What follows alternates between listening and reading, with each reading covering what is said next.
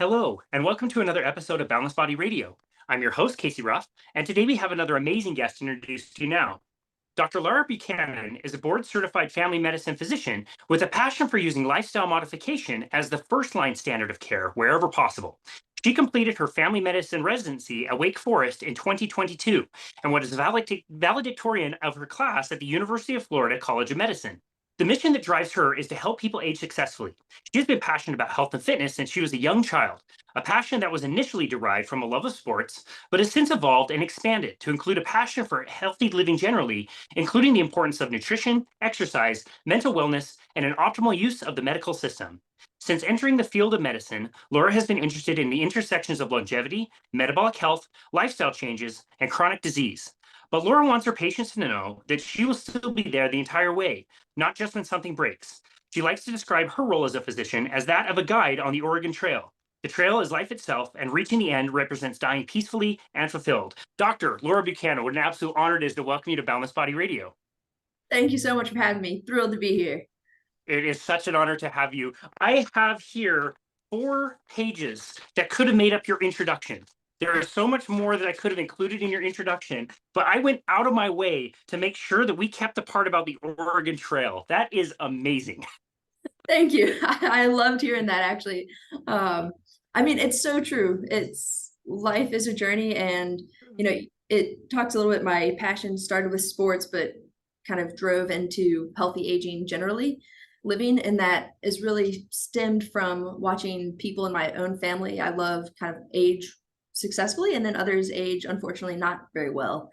And I considered like the Oregon Trail, getting there, that's the perfect, that would be a wonderful just a wonderful way to help people and make my life amazing, and hopefully I can help make theirs better on the way.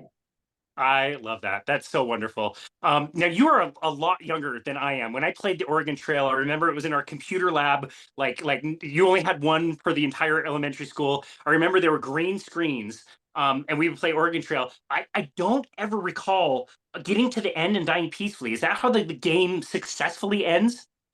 No, I think that was a little more imagination on our part. Okay, okay, good. 'Cause all I remember is like either running out of food or dying of dysentery. I know I did those things multiple times. Yes, unfortunately, that was fairly common for me too. That's fantastic. Yesterday, I was in a store and Ace of Base song started playing on the radio in the store. And I said to the cashier, like, holy smokes, this was the first cassette tape I ever bought with my own money was Ace of Base. And I asked her, like, what was the very first piece of music that you ever bought with your own music and what was the format? She just kind of shrugged and she goes, like, Spotify? Like, totally different day and age. That's great. Yeah. Oh man, I couldn't tell you. I think it's maybe iTunes. Okay, yeah, there you go. Yeah, different day and age. How did you play Oregon Trail? Was that just on a normal like desktop, or is it even like still available to play? I don't know if it's still available. I would hope so. It's such a great game, but it was, yeah, desktop. Played at home, and This weekend, when I get some, yeah, when I get some free time, I'm gonna investigate that for sure. that's it. That's great. And you just had a baby. Congratulations. Thank you. Yeah, it has been an amazing 2 months. He's 10 weeks old now. So, That's fantastic. And your husband Matt is with her now. Your baby. yep. So And there's I said her as boy or girl. a boy. Yep. It's Okay, boy. James is his name. Yeah. No, that's awesome. What have you enjoyed so far about being a mother? Oh my gosh, everything. I think, I mean, this is kind of a personal thing, but the feeding. So I am breastfeeding, and I'm still doing that while low carb and intermittently in ketosis, and it's been amazing. And but those moments and him just staring back up at my eyes, and we just kind of look at each other, is really special.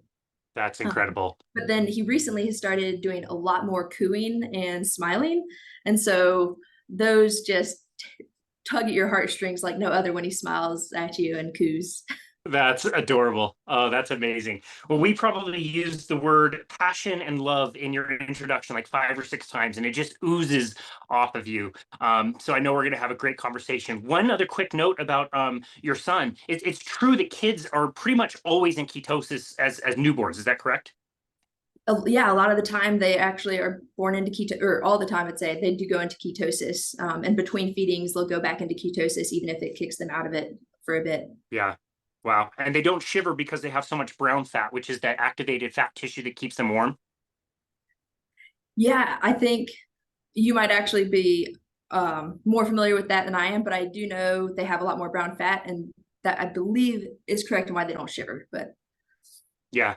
So yeah, interesting. And ketones activate brown fat. So that all makes a lot of sense. I think it's interesting to reflect on, our evolutionary pathways and the things that we, sacrificed as humans to live the way that we live and, to take over the world and live in all the continents that we live on. Like one of the things that happens is we have narrow hips. And so we have to have our babies when we have big heads. We have to have our babies when they come out. They're pretty much like pretty useless. They need the parents or, some type of community around them, where other animals, they come out and they're walking within like 30 minutes or whatever. They can kind of sort things out themselves. And it's interesting the things that we exchange, and understanding that we needed so much time of development outside of the womb. Ketosis would be an amazing tool to be able to grow the brain after the child is born. yeah, absolutely. Wow. There's what I would love to see done, and I don't know if this will happen. I've been debating actually doing this myself because I know one other person who did, is they sent in their breast milk to be analyzed while in ketosis, while in a carnivore diet, and then just kind of a low carb diet, and watched how the composition of the milk changes and the different micronutrients as well. And I think Wow. we need that data out there because, I mean, populations have nursed in ketosis for millennia. And so it'd be, we don't know what's optimal, or maybe it doesn't make a huge difference, but I bet there's something, the nutrition you give to your baby, which what you're eating is what's going to be being passed down, is important for sure. Yeah, that is absolutely fascinating. I would have my own hypothesis on what numbers would come back from that. And I'm sure you would as well. You think about like the possibility of even like almost not giving birth in that type of state. It almost would have been impossible to have a child in a state where you've been fed tons of carbohydrate, because it just wouldn't have been around and available so often all the time, depending on where you lived in the world. So that is very interesting. And you mentioned offline, the baby's temperament is just wonderful. Happy baby. You mentioned smiling and cooing, and like I have to imagine that the diet, your diet, being passed down to him would be so important. Yeah. Yeah, I think so, because we really have been blessed. He is just a bundle of joy, and he'll get fussy every now and then, but I think it would be abnormal if he did get a little fussy every now and then. Yeah, totally. Totally. Yeah. Well, you hear, parents of older children that go on low carb diets and their temperaments get better. And I don't even think the kids mind it that much. It seems like they enjoy, doing better in school and sports and all that kind of stuff. And so, yeah, I think it's a great way to go, and awesome for temperament. So very Yeah. cool. We'll have to follow up with you down the road and see how things are going. If you, stick with the low carbohydrate and kind of leaning towards carnivore diet, which Yeah. once you start, it's pretty hard to get off. Definitely. Oh, yeah, I have no plans of changing at all. I'll just fluctuate between very low carb and carnivore slash keto. Perfect. That sounds Yeah, great to me. I feel too good, and I think he will be better off for it. Yeah, I love that.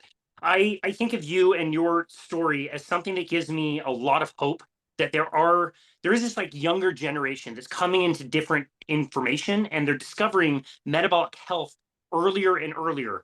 And it's interesting to talk to some of the older doctors and ask them like what their careers would have been like, had they discovered this much earlier. We're talking to Dr. Peter Bruckner about this recently. What would have changed had you known some of this stuff earlier? And it's interesting to hear them reflect on the lives they could have saved, the things they could have done a little bit differently, and how they're trying to repay the favor now. So let's tell your story. You said you grew up loving sports, and that was a main motivator for you. Did you know pretty early on that you wanted to be a doctor? I knew I wanted to go somewhere medical. I kind of debated between nursing, physical therapy, and becoming a doctor. And my brother really nudged me. He said, you should go become a doctor. If you're thinking medical, just do that. And so I was like, that sounds great. And then I knew, as I watched my family members age, some age well and some not, I clearly saw that was just purely lifestyle. It wasn't medicine. It was lifestyle all the way, eating and exercising, right, all the way through their upper 80s and 90s. And so my thought is, in family medicine, that is when I have the most opportunity or chance to help as many people, because you work with people from before they're born till they pass on. And so I could really help the most number of people age successfully in family medicine. And so I knew pretty much going in, that was where I wanted to go.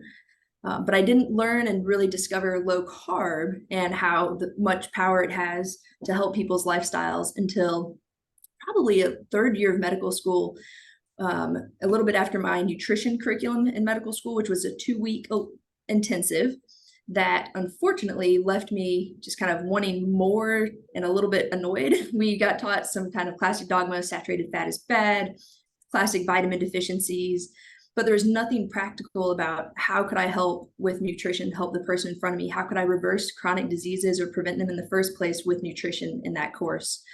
And so I started doing my own dive, and I found Nina Teicholz's Big Fat Surprise, Jason Fung, Low-Carb MD podcast, and I just kept digging at that point. Found Low-Carb USA conferences and realized how misled and really kind of partially incorrect, at least, we were being taught about nutrition in medical school. And two, that there was this other way that you could go that was successful and was changing people's lives every day.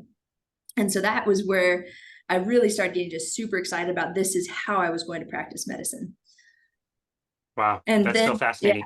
Yeah. Go ahead. Well, and then fortunately, after graduating medical school and going to residency, out of the gate, I was able to actually start practicing low carb. I became a certified metabolic health practitioner through the Society of Metabolic Health Practitioners. And through just all the other learning I had done on my own, was able to start helping people reverse their diabetes just on day one.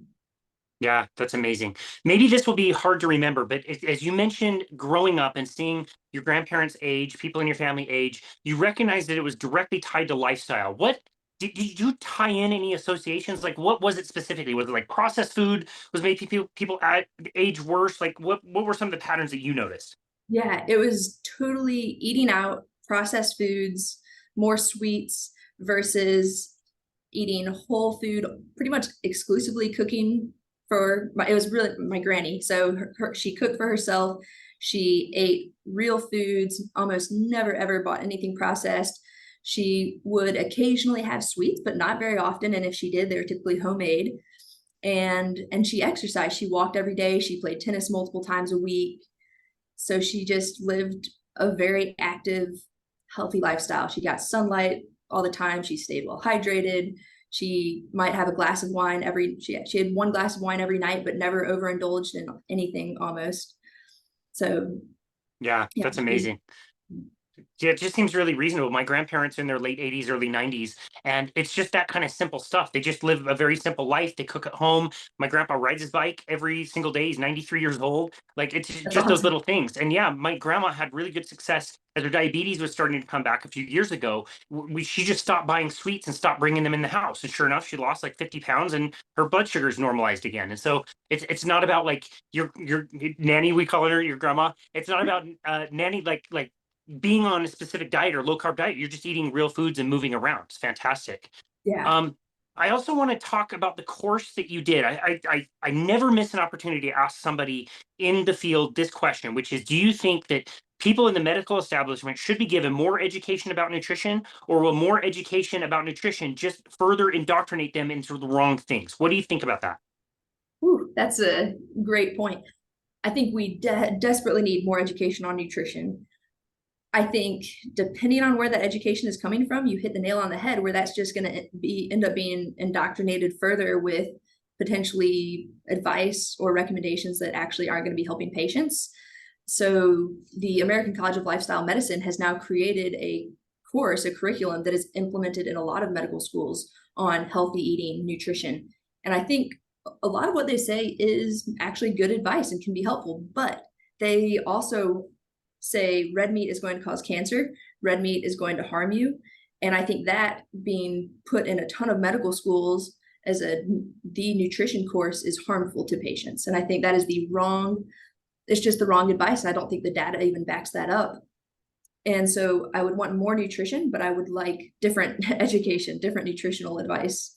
Yeah, I would too. It seems unlikely that we're going to get there anytime soon. Yeah. What was it? The SMHP, so the Society of Metabolic Health Practitioners, has, and I've been working on this through residency. There's a little bit of a stall in it now, but hopefully we are going to be picking this back up, are working on a nutritional educational course that could actually be implemented in residencies in medical schools. And And my current residency, where I finished, one of my colleagues who is now working as faculty has actually created with us an elective that residents can take that's a month long, and will actually include some low carb education among like reviewing the dietary guidelines, how we got here, why and how to properly analyze the papers that say red meat causes cancer. And when you do analyze those papers, you realize that red meat doesn't cause cancer. At least you cannot make that conclusion from that paper. And so trying to make people think more critically. And so this is now open for residents to actually take. So that I think is a big step. It's just, there's a lot more steps to go. Yeah, sure. That is a huge step, though. I'd love to see that put into practice and at least be an option for people. Like you said, selective, which is totally fine. Just to have it be an option is so super helpful. The data that we have and the anecdotes we have, they're just piling up. It's amazing. And so more of that information needs to get out there. Yeah. What was it about you and this 2-week nutrition intensive that made you question things? Because if you don't know a lot of this stuff, everything they say sounds pretty darn good. Like saturated fat, yeah, that makes a lot of sense. If I'm eating saturated fat, just the term saturated makes it sound like it's going to clog my arteries. Whole grains are great. I'm on board with that. Fruits and vegetables, awesome. Lean proteins, of course I'm going to have some chicken over red meat. Like what was it about you that made you question things? So I think there was several different things, and it just all piled up to basically being enough to make me start diving. But one, I actually had pre-diabetes. My A1C was 5.7 in undergrad, and that was while I was playing soccer. But I was trying to eat more of a low-fat, healthy diet, although admittedly, it was probably closer to a standard American diet with me trying to be low-fat. So that was one thing. Two, my brothers, I'd come home and I'd tell them what I was learning and talk to them about the nutrition course, and they love red meat and say, they've been eating it for a while, whereas I had avoided red meat for about a decade. And they're like, this, that's not true. You should look into that. And then from there, my boyfriend at the time, who's now my husband, he also was just very curious. He comes from a physics background. And then I believe around that time too, with finding the Low Carb podcast, we just, with that little bit of background suspicion from my brothers, from my own kind of, I would say, not maybe failure from the way I was eating was clearly not working. If I'm exercising 5 days a week and I have pre-diabetes, there was just something missing. And so started looking. Wow, that's amazing. I'm going to steal this from your personal story because I absolutely love it. This could have just as easily made it into the introduction. Her idea, your idea of a perfect date is printing out medical studies and debating them with her husband, Matt Calkins, over a massive ribeye and a huge pile of broccoli. So it sounds like you found your soulmate. I totally did. Yeah, that's amazing. And, our son, James, his first meal is going to be ribeye. Beautiful. I love it. I love it. That's fantastic. So you guys are kind of learning this together. Were you pretty much on board as soon as you started learning this stuff? I was, and Matt was fairly quick to follow me. Another thing that also happened during this time as we'd already started doing the research is I wore a continuous glucose monitor, and I was trying to get all my fiber in and I was still thought I was lower carb, but just trying to eat a bunch of healthy fiber with quotes. And one of the healthy oatmeal fiber things I was eating on a daily basis was spiking my blood sugar above 180. Oh my goodness. And I had been doing that for months and months before I got a CGM and realized what I was doing to my body. So that it was just many things came into place, and it was like, this is so clearly not the way, at least for me, this was not the way to live. It was not. And then when I went low carb and got my CGM, just went much closer to a flat line. I mean, I felt amazing. And going into bits of ketosis as well, I really felt great. Wow. Even better. Yeah. Wow. That's fantastic. And I'm assuming that the continuous glucose monitor was just because you were pre-diabetic at the time? So I'd actually reversed my pre-diabetes before getting the CGM. So once in medical school, I had already reversed it. And I think that was not necessarily through low carb, but just through, in general, eating less processed foods, less processed, more whole foods, cooking for myself, more in medical school. I was very diligent about meal prep, and I was definitely lower carb and higher fat than in undergrad when I actually had that. Yeah. But the CGM was, I had been listening to different podcasts and people recommending them. And I was like, I should see what my diet is doing and how that's going. And that's when I found out, well, some of the things I was doing was definitely going to lead me back to pre-diabetes if it had been going on probably much longer. Yeah. And maybe this is jumping ahead of ourselves, but it sounds like a good time to wax poetic about CGMs. What a wonderful tool these things are. Have you noticed huge differences with your patients when they use them? Oh, 100%. I mean, it's been a game changer. I had a patient in residency who came in, had a brand new diagnosis, didn't know about it a week prior. His A1C was over 13. And I was like, look, the recommendations from the guidelines are that you need to be put on insulin, and then we'll work on, dietary changes. Or if you want, we'll check labs, make sure this is safe. But if you go on a ketogenic diet, I'll give you a CGM today. You could avoid all medications, basically. And that was what he wanted. He didn't want to go on medications as a 30-something-year-old with this new diagnosis. And so he put on the CGM, started the ketogenic diet, and we were monitoring his sugars. And within a month, his sugars were normalized almost. And his A1C at 3 months was 6.7, I think, or 6.9. Half. So, Basically went down by half. yeah. So, and that was no insulin. This was, here's a CGM, here's how you can eat on the ketogenic diet, basically a page 4, meaning it's Dr. Eric Westman, who's does a ton of research in this realm, has created a wonderful 1-page document for patients. If you eat this way, it will work. You'll go into ketosis and you can reverse your chronic diseases. So incredible. It's such a cool self-correcting tool also, because the patients very quickly understand how the thing works and how to choose different foods or maybe different times of day. Absolutely. And I think there's also a lot of person to person variability. Some people can get away with eating some onions on their ketogenic diet, whereas other people, they'll have a little bit of onion and their sugar's going to 150. So they're not going to stay in ketosis if they're eating onion on a regular basis. It just won't work. So that, like you said, that patient can just use the CGM for them see exactly what happens. They don't need the doctor or anyone else telling them what to eat. They can use that. Yeah, fantastic. When we go back to the nutrition intensive, was there anybody else that you could tell who was going through that was also kind of having doubts about the information that was being given to them? Or were you kind of alone? We had a few friends that we kind of would talk to, and we're like, doubtful about some of what we were being told and kind of dubious on some of the things about saturated fat. And he was our friend who would go on all the rabbit holes, all the deep dives with us. Yeah. So, that's cool. What was your favorite? You mentioned already some of your resources early on, the podcast, Low-Carb MD, the books. What was the most influential, would you say? I think when I read Nina Teicholz's Big Fat Surprise and just realized how we had gotten to where we were and how the studies themselves had been misinterpreted. And I think that really was a big part of it, me understanding how we got here. And then there's also, I think, Jason Fung's The Obesity Code, and really understanding insulin resistance a little bit more, and the idea behind treating, how silly it is to treat diabetes with insulin just makes no sense. You're just propagating the problem. Those really stuck out in my brain as I was diving into this. Is we've got this wrong. We need to do a 180 turn here.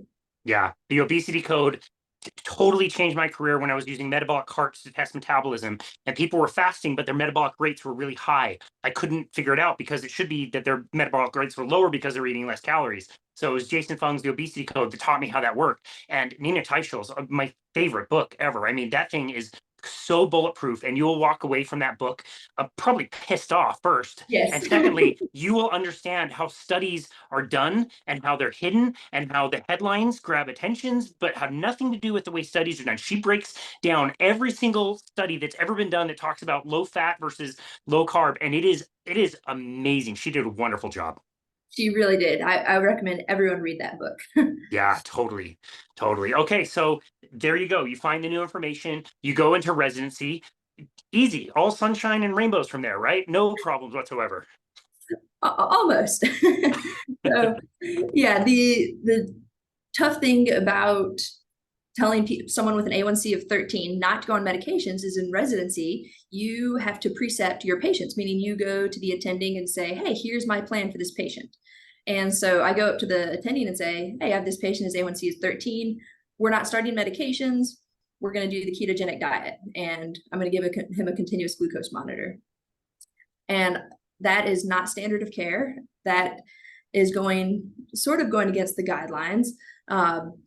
So the attendings obviously, and they questioned, oh, why aren't you starting insulin? His A1C is above 10. That is the recommendation.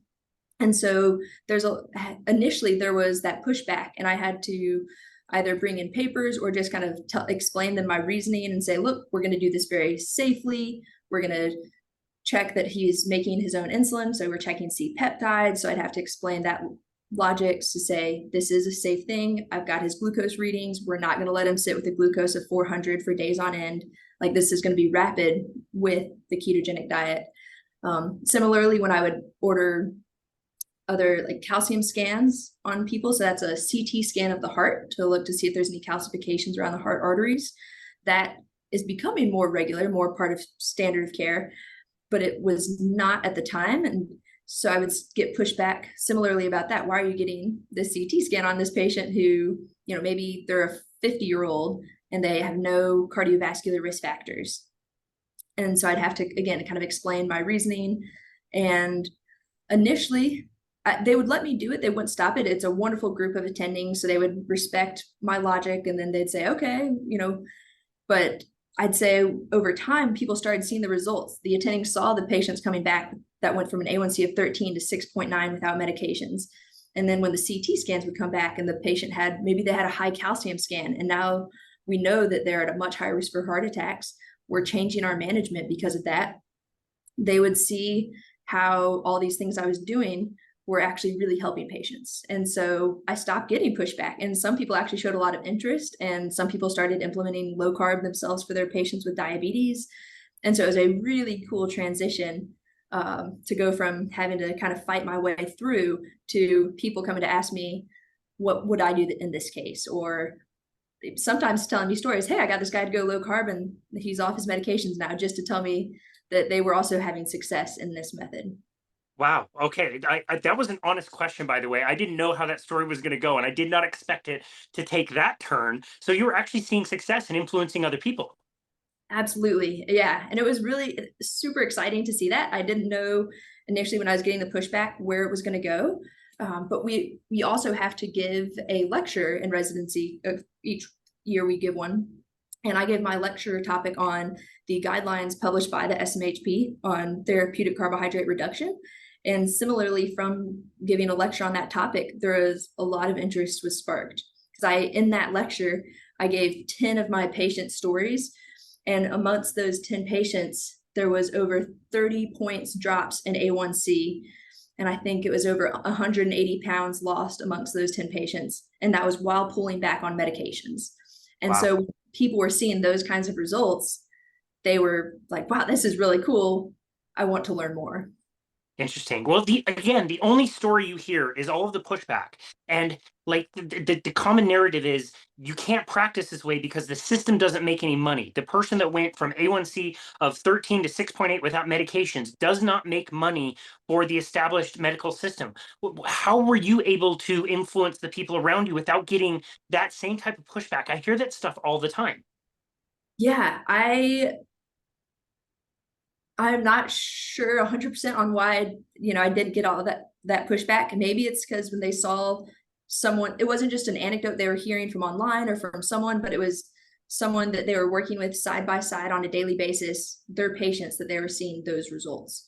So, and in the residency setting, it might be that I think there is less of the focus on RVUs or money, saying, hey, we have to get you seeing, like, churning through patients and seeing more patients, and we want them to have basically more chronic conditions because then you can bill higher.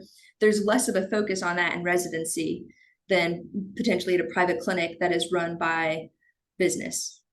I've never considered that. That's a really good point. Another kind of limitation you hear about all the time is one of time.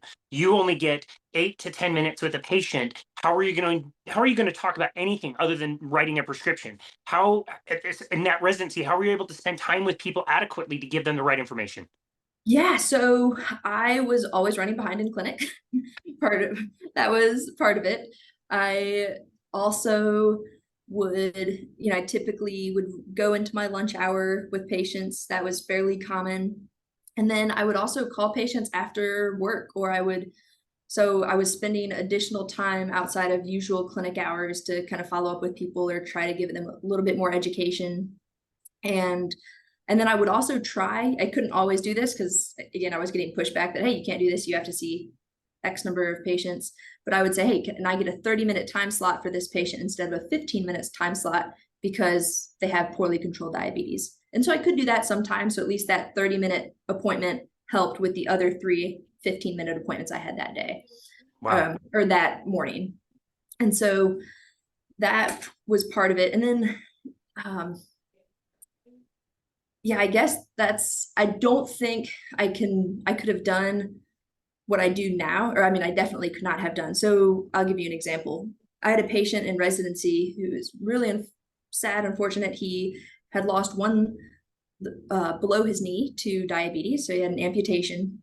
And we talked about the ketogenic diet. He actually did it for a very brief period of time and then kind of went back to eating his old ways. And by the end of my residency, he had lost both legs above his knee. And I just feel terrible that I totally failed that patient. I gave him recommendations. He required insulin and then more insulin, and he didn't make the dietary changes, but I couldn't provide him the support or the education that he actually needed. I wasn't prepared or trained to do that.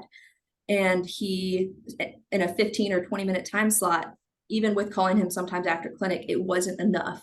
Whereas now I've learned through training with Tro how to actually help people who have that food addiction. Because for him, it was clearly a food addiction that was driving this.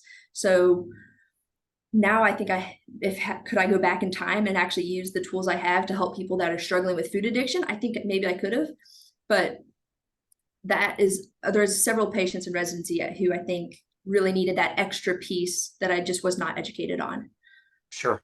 Sure. Well, that just takes time. It takes time and experience, and you're going through it and gaining that over time. It sounds like I know you spent some personal time with Dr. Mark Cucuzzella. It sounded Yeah. like some of his energy rubbed up against yours because, like, the last episode we did with him, we named Compassionate Healthcare.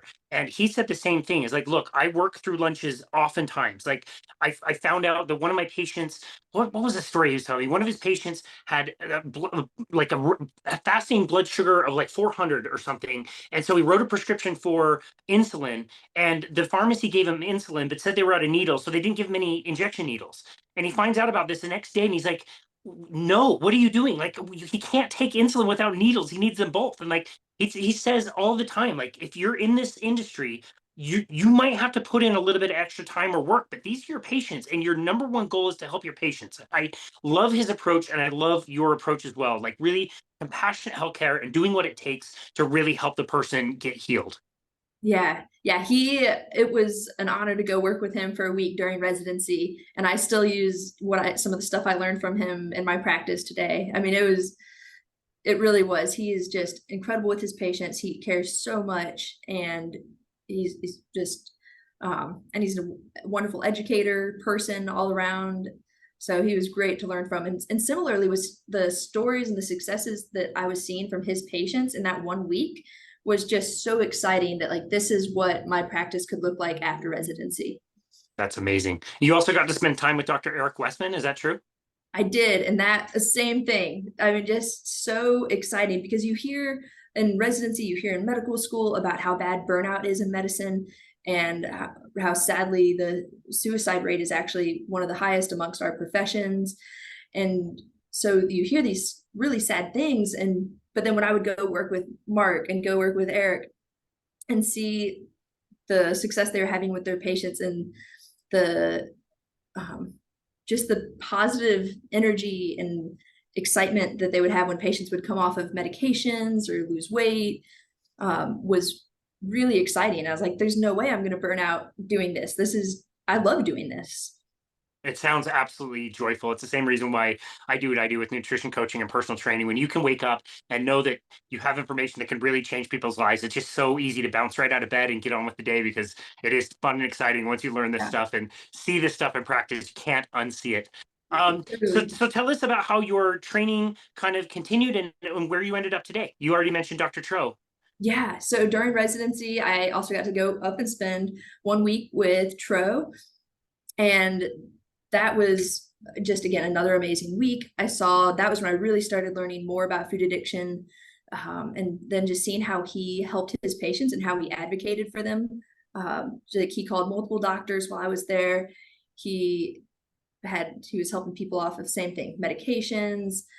Um, he has an amazing team of people. So I'll jump ahead. I was fortunate enough to actually get hired, and now I work with Tro, and that has been just a dream job. It's been over a year now that I've been working with him and the rest of the team, and it's been amazing. We've been working with this employer company that has hired us to take care of their employees, and the results, we've published kind of a first pilots program study with them. Those results, which were great, saving the company on average $4,500 per employee.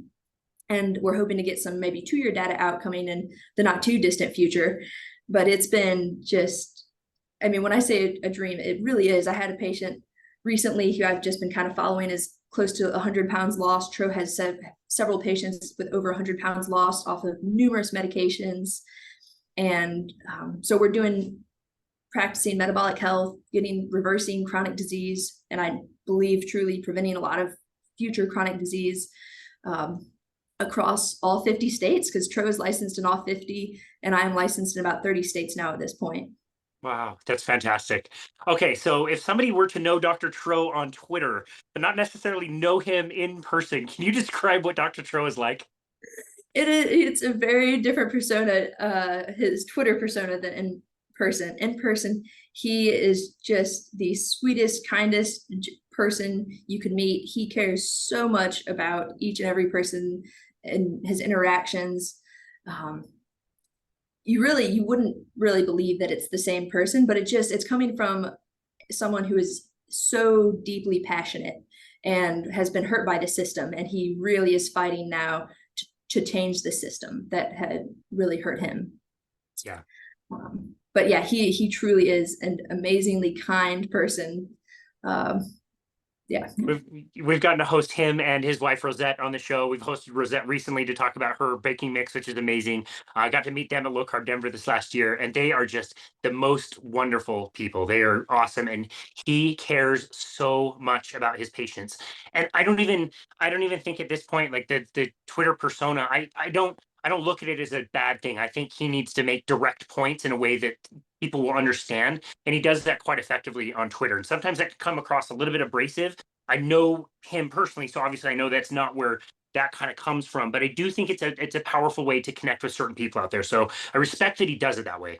Yeah. Yes. I think someone has to, and someone has to be bold enough to do so, because you get attacked from the other directions, and there is so much pushback, and there's so much that it's an uphill battle. So you've got to have thick skin to fight that battle.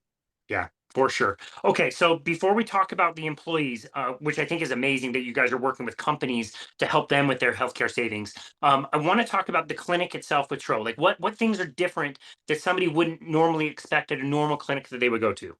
Yeah, so I think one of the really important things is just the accessibility. I mean, we have basically a texting service. You can also call in, but it's super easy texting in, and you can just tag either my name, or if you'll have a health coach, if you're a part of our program, you can put at the health coach's name, and we'll get back to you that day. If it's after business hours, we'll get back to you the next day, unless it's urgent. And if it's urgent, you can press 1 and get us that night. So we are that accessible, because we want people, if someone's struggling and they're at time 0, which that's the time that they maybe are about to go eat something sweet, or maybe they already did, or they're not going off the dietary plan, we want them to reach out right then and there. We don't want them to wait a week or a month or 3 months to reach out. So I think the accessibility is huge. Also, along those same lines, we have a 6-month program. You'll have weekly appointments with either Tro or myself, or the health coach. And again, between that weekly appointment, you can reach out at any time. We also have an app that has a ton of information, resources, different articles that have been written by, again, any of the health coaches, Tro, myself, and then we have now created courses on how to use continuous glucose monitors, on cardiovascular health. We're working on a diabetes course that should be out this year. And so we want to empower patients with the knowledge about their medical condition, or what they're fighting, what they're up against. And so that asynchronous learning, I think, is really important, because power is knowledge, or knowledge is power. Yeah. And so within that app, besides just there's also recipes, meal prep ideas. There's a wonderful community that now has over 9,000 people a part of it. And that's a community chat that people can join. There's sub chats. So there's an exercise accountability, a fasting accountability chat, and then a get help now, where again, that like this instant you're struggling, post in that chat, and immediately you'll get responses from people who have been doing this, are going through the same struggles as you are, and can provide support. And what did they do when they're undergoing that same thing? Yeah, that's so powerful. And then with the app as well, since you're tracking people remotely from all over the country, presumably, they would have different devices that would communicate with the app that will give you information about their health. Is that correct? So we're working on so we get people's continuous glucose monitor data. We collect their blood pressure, weight scales, all of that remotely that comes into our system. And we're able to see that. It's not set up yet where they're seeing that in the app, but we get all of that data. So we can also, we're tracking someone's blood sugars and we see, ooh, they just spiked up to 200. Hey, let's reach out. Hey, what happened? How can we help you with what's going on? Or, did something happen? Same thing with the weight scale. We're seeing their weight scale trend down over the course of a month. And then all of a sudden they start going the opposite direction, reach out immediately and say, hey, what happened? How can we help you? Yeah. Wow. Okay. So I'm going to qualify my next question by asking this question first, which is, do people know when they come to find you guys, do they know what you're going to put them on? Like, do people know what you're going to do? Yeah, I would say most people know they're coming to see us to get low carb, ketogenic health, nutrition advice. And then from there, hopefully we can give them a whole lot more than they were expecting. Yeah, I see. So it's not like I just randomly chose a weight loss clinic and I chose yours randomly because it was weight loss. Okay, that answers my question really well. So there may be some selection bias, right? Like people are coming into this knowing kind of what they're doing, and so hard question to answer without the selection bias. But what have you found as far as like compliance? Like, are people doing it? Are they succeeding? What are you noticing with the patients themselves? Yeah, I've been seeing most people succeeding. I would say probably on one hand, I could count the number of people who either left the program or, said, I can't actually make these types of lifestyle changes at this time. Can I put things on pause until I can? But yeah, my personal panel, I would say on one hand, people who say, yeah, this is just not working. Less than 5. Yeah. That's incredible. There's not a surprise. Like if you've been in this world long enough, you know what to expect and that people will be very compliant.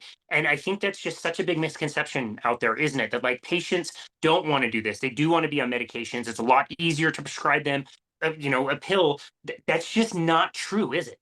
No, I mean, and people just feel so much better. If you could convince them and try to work with them very closely, like give this at least 2 weeks trial. Maybe some people don't feel very good at that first week, especially if they were on a really high sugary diet because they're almost withdrawing from the sugar and the carbohydrates. But help them past that, they will feel so much better that for the most part, it's a no-brainer to them. They're going to continue that because they feel so good. And then with the thought of getting off of medications for so many people is a huge relief, a big burden off of their chest. I have one patient who's gotten off of 8 medications, another patient who I think actually one had gotten off of 9 medications. And so I can't imagine taking 9 medications a day. It's hard enough to take my prenatal every day. So, I mean, they feel so much better. And I think you can't undersell that. Yeah. In med school, at any time, did they teach you anything about deprescribing?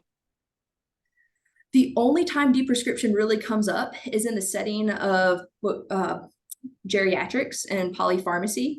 And that primarily is, so more than 5 medications would be its usual definition, kind of a polypharmacy. And when we think of geriatric patients, so we'd say someone over the age of 65, they have much higher risk of falls, fractures, low blood sugar events that end them in the hospital. I mean, there's even associations, the more medications you're on, the higher chance of death. I mean, there's just a lot of risks of medications, and the more they're interacting with each other, the higher the risk. And so in that population, trying to get them off of maybe blood pressure medications or sometimes switching their diabetes medications, that is discussed. But outside of that, no. So it was never a 30-year-old who was on insulin. How can I get this 30-year-old off of his insulin? That you just doesn't come up. Yeah, interesting. What about the cost savings for the patient? Because obviously, the app, the FaceTime with all of you guys, like that's a lot of work, and you'd think that type of a program would be pretty expensive. How are you able to keep, cost be at a reasonable level for people? Yeah, I think for really working with the employers and having the employers pay for their employees is a wonderful way. And I think that is, in my eyes, the optimal way, because we're going to hopefully save the employers money actually by helping get the patients off of the medications. And a lot of the employees might not be able to pay for our services actually, because it is a ton of work and it's a ton of people involved. Our front office staff just puts in so much work and does really great job, our health coaches. And so it's definitely harder for patients to afford if they're not going that route. Yeah. But for the patients who can afford it, and they definitely, I think, do get great benefit from, again, coming off of medications. And so for some people that you could the GLP-1s, if you're paying out of pocket, so that's Wegovy, common weight loss medication now, semaglutide, without insurance, that medication costs $13,000 per year. Oh my goodness.